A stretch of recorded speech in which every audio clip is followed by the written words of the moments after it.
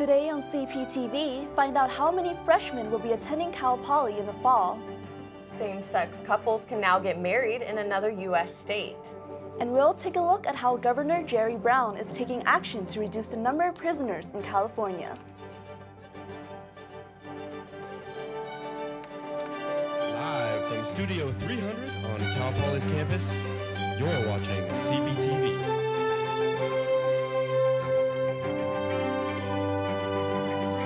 Hi, thanks for joining us. I'm Eden Elisage. And I'm Lena Soy. You're watching CPTV. A Cal Poly student is recovering at a hospital in Fresno after he fell near the water tower Friday night. University police responded to an on-campus call for medical assistance and discovered the student near Engineering South. The location of his fall is still unknown, but officials have said the water tower is not one of the possibilities. The student is expected to make a full recovery. Police are investigating the death of a California man whose body was found floating in the water near Avila Beach. Fishermen saw an empty kayak in the water early Wednesday morning. His brother identified him as 37-year-old Chad Hebert. Hebert's body was found in the water about 5 hours later at 9 a.m. Police say there were no obvious wounds on Hebert's body and there's no evidence of foul play.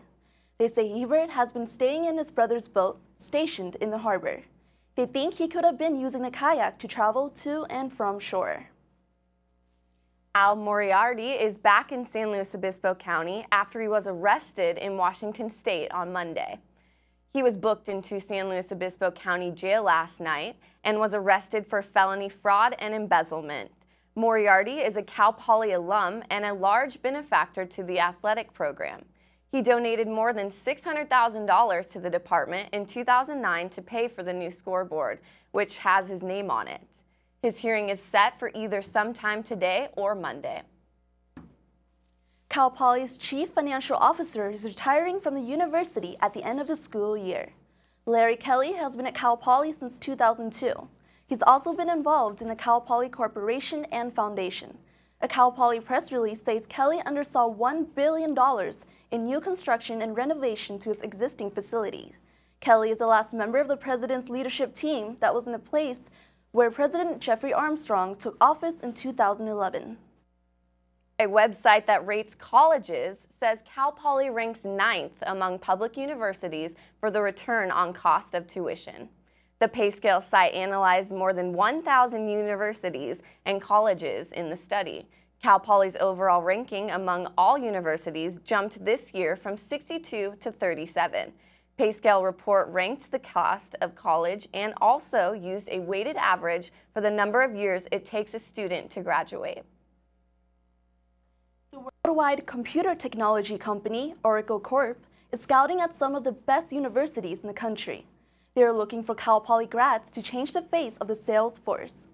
Oracle is looking for 450 sales people for positions in Boston, Austin, Texas, and Redwood Shores, California. The company plans to hire about 4 dozen Cal Poly students graduating this spring through multiple on-campus career events. They are looking for students from all majors who have outstanding communication skills and a competitive mindset. According to Oracle, Cal Poly grads are desirable because they are taught to collaborate with multiple areas of study. They are also able to think creatively and solve problems efficiently. So Cal Poly has a reputation, learn by doing, which is very applicable to their type of environment. They've had also a track record of success with Cal Poly graduates in the past, not necessarily just in sales position, but in technical positions as well in terms of engineering and business. So I think based on our track record, based on the quality of students that we graduate, they seem to fit well within the Oracle culture. Oracle is also looking for recruits from universities such as UCLA, USC, Stanford, Boston College, Columbia, and Duke. Cal Poly is accepting a freshman class bigger than ever before. A record 50,000 students applied to Cal Poly this year, but only 5,200 freshmen will be showing up for classes in the fall. This is not only the largest incoming class in Cal Poly history, but also the largest group of women and minorities.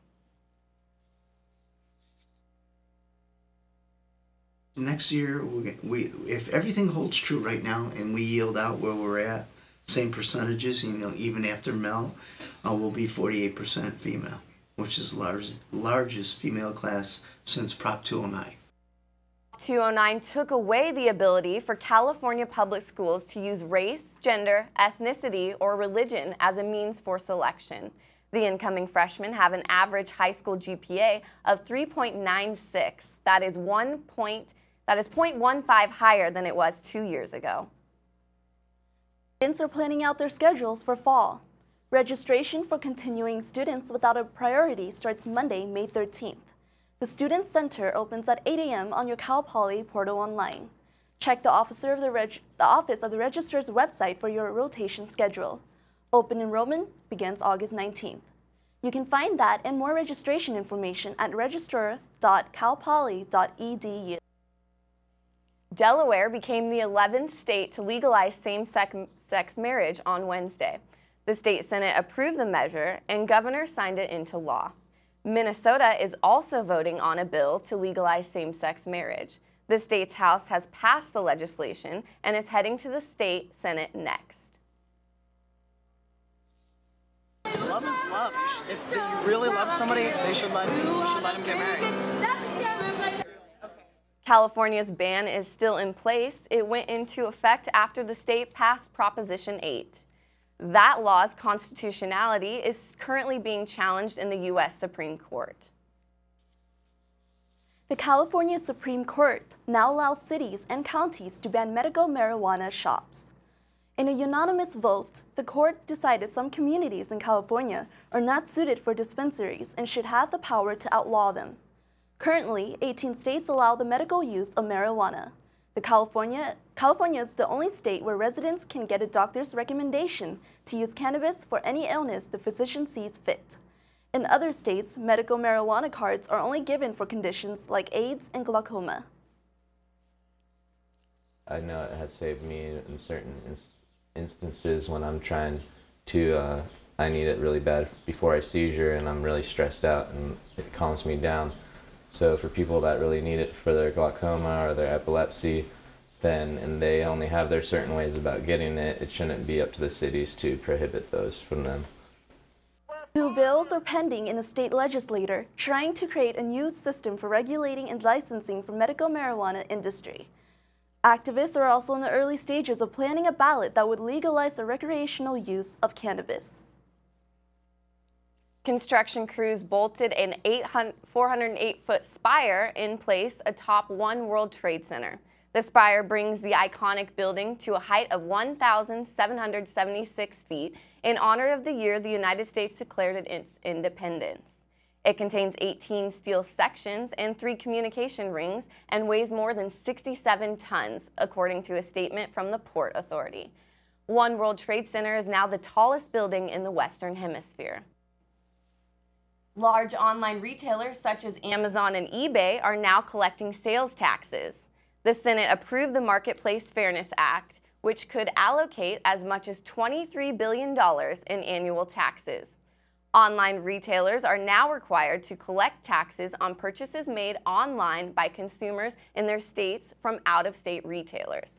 The bill does not include smaller retailers, but requires states to provide retailers with software to calculate sales based on buyers' zip codes.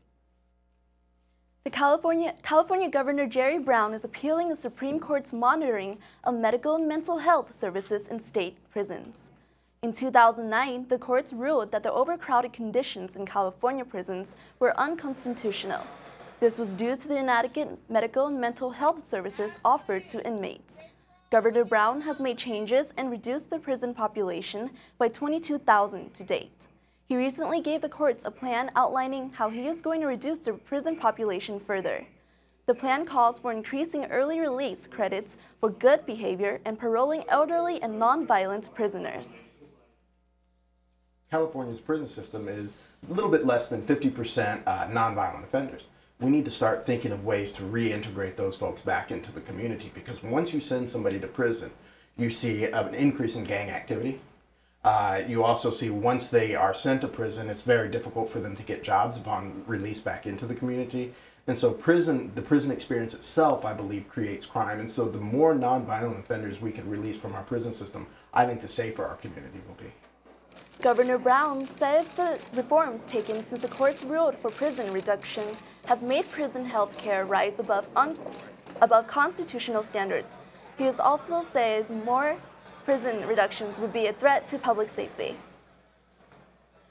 Up next, find out how you can learn how to protect yourself in the case of an emergency from the fire department.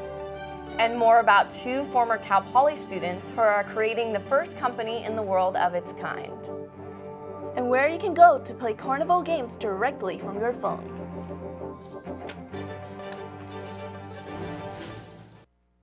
The fire department is teaching people how to handle emergency situations on their own. The San Luis Obispo City Fire Department designed the Community Emergency Response Team, or CERT, for the citizens in the city and held the first of 5 classes on Wednesday. In the event of a disaster, typical services may not be able to assist you immediately, and professionals will take up to 3 days to respond. We're basically just kind of scratching the surface of what the fire service does and teaching it so they can, at least for the first 72 hours, maintain their own safety level within their home and neighbors. The intent of the program is to prepare people with skills in times of disaster and teach people how to assist others. Classes are held at Fire Station 1 at 2160 Santa Barbara Street. There is one course session each year, and it costs $60 per student. The next class will be held next Wednesday evening from 5:30 to 9:30. A Cal Poly Army ROTC cadet has been presented with a George C. Marshall Award. Cadet Kevin McFadden had the opportunity to attend a 2-day leadership conference at the Virginia Military Institute as well. The award is presented each year to the most outstanding senior ROTC cadet at each university with an active officer training program. We had our lunches with all of the speakers, so there were opportunities where I sat down and talked to a 2-star general. This year's conference topics focused on ethics, cyber warfare, and current situation in the Pacific region. McFadden has been active in all areas of the ROTC. He's also participated in the Ranger Challenge, which provides an opportunity for schools to compete against each other while completing military tasks. Students are more aware of the benefits of a South American tea after going to a yerba mate tea presentation on Thursday. Students learned about and taste Yawayaki brand yerba mate tea at the Science Cafe in the library. Cal Poly alumni Alex Pryor and David Carr are co-founders of the first fair trade yerba mate company in the world. The featured speakers were Michael Newton and Anna Yadzi, who have been with the company for more than 5 years. About 50 people showed up to listen to the speakers talk about the benefits of organic yerba mate and how it's different from other teas and coffee. The tea is not only a good source of caffeine, but also contains vitamins and minerals. We want to continue to organically grow the business. We're not going to compromise our values, mission at all, and we hope to inspire others to do much the same and go beyond what we're doing. Themselves to various forms of free guayaki teas and pastries during the event. Cal Poly's concrete canoe team is traveling for nationals for the 14th time in 17 years. The team of 8 civil engineering students won first place overall in the region competition at USC and Loyola Marymount University last month. It's an engineering challenge to get concrete that is light enough to float but durable enough to hold up to 4 people paddling in it, and the rigors of multiple competitions. This is the team's 4th consecutive regional title. They are focusing on improving their design paper and oral presentation before the national competition. The canoe itself cannot be altered between the 2 competitions. The team will travel to the University of Illinois for nationals from June 20th to the 22nd. Computer programmer Michael Newman is teaming up with the Kennedy Library's Science Cafe to showcase his crowdsourced gaming system this Saturday. Newman will work will exhibit his work in downtown SLO along with more than 900 other inventors and crafters from around the world in the Mini Maker Fair. His gaming system models after carnival games, but instead allows people to control the game from their phone. Newman has presented games in the past using Nerf guns and balloons, but will try a new game for the first time Saturday where participants will use their phones to control a water gun race. The game is free and open to all ages, but the fair itself is $25 for students and $35 for adults. You can save money by buying tickets early at marketfair2013.com, or you can purchase them at the event. More than 300 Cal Poly Orientation Program leaders are participating in the annual Leader in Training Day of Service this weekend. Students involved in the Week of Welcome and SOAR programs are volunteering throughout the community this Saturday from 10 a.m. to 12 p.m. Participants in Day of Service will be working with 6 agencies around SLO.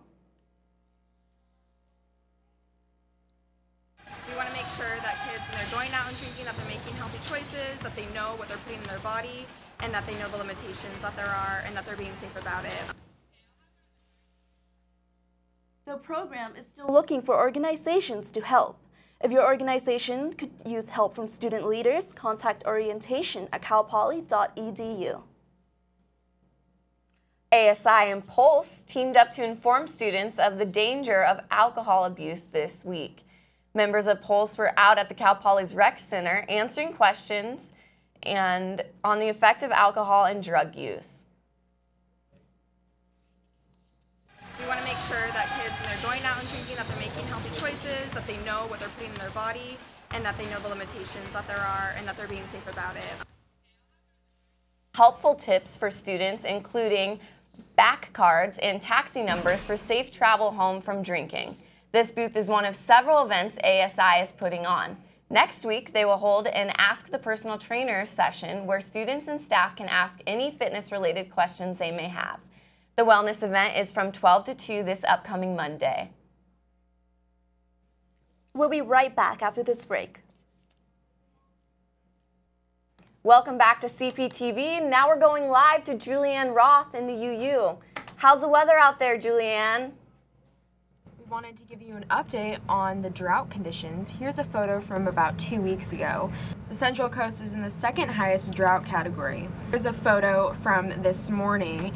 Despite the rain earlier this week, it's not postponing the drying out of the hills, as you can see. Expect hot weather this weekend, perfect for the beach or for hiking. This weekend will be high in temperatures, 80 degrees, with the low temperatures in the 50s. It will start cooling off earlier next week with a little bit of fog on Tuesday. Today, it's cooler on the coastline and a lot hotter inland. Paso Robles seeing a high of 87 and Santa Barbara a high of 70.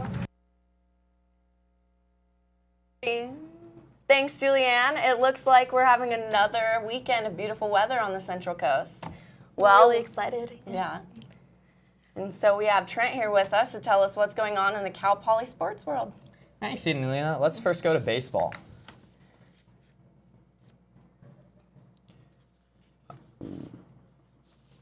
Well, after that thrilling walk-off win against UC Riverside, the Mustangs are looking to continue their winning ways tonight against UC Irvine.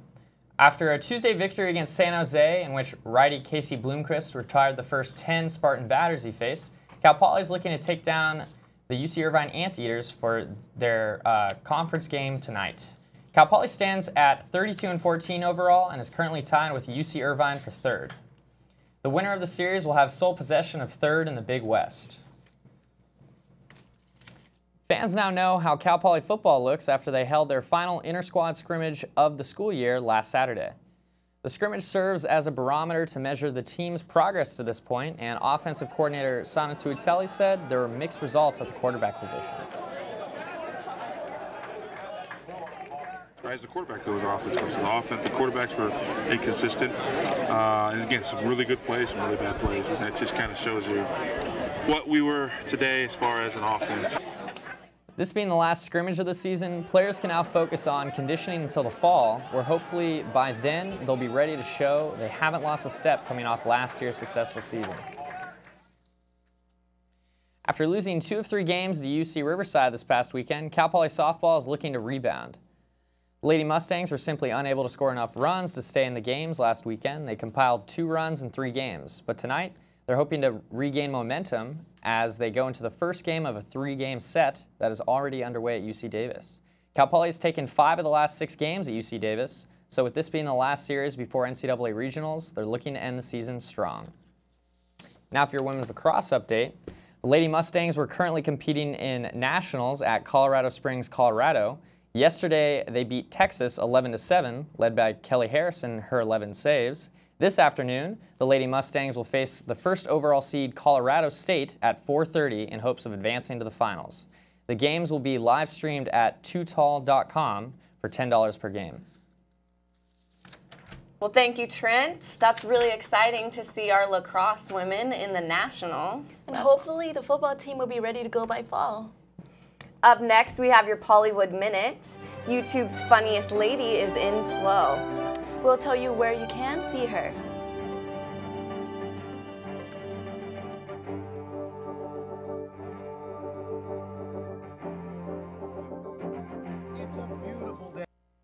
Welcome back. We have Olivia DeGeneiro with your Pollywood Minute.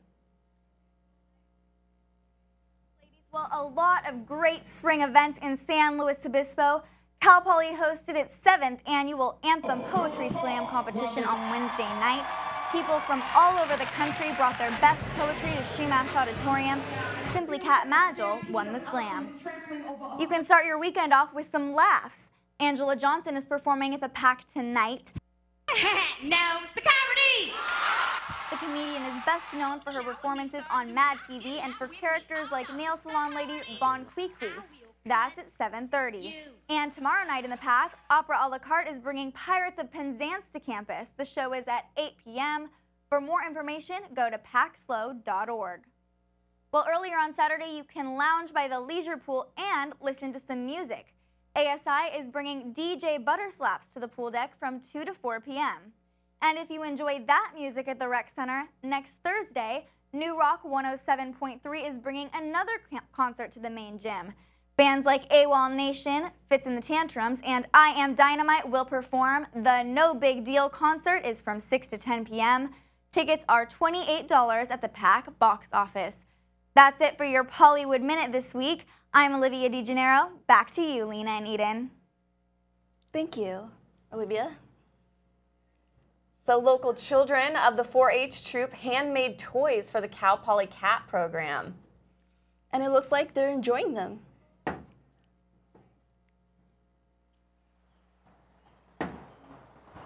Cats are just so adorable. Yeah, those little guys must be awesome. All those little kids got to make some cool toys for them. Okay. It's funny. All right, well, thanks for joining us today on CPTV. You can catch us on Charter Channel 19 and the University Housing Channel 7 every Friday at 1 p.m. You can also visit us at mustangdaily.net/CPTV. We'll see you next Friday. Thank you very much, and we're leaving you with some of those adorable cat videos.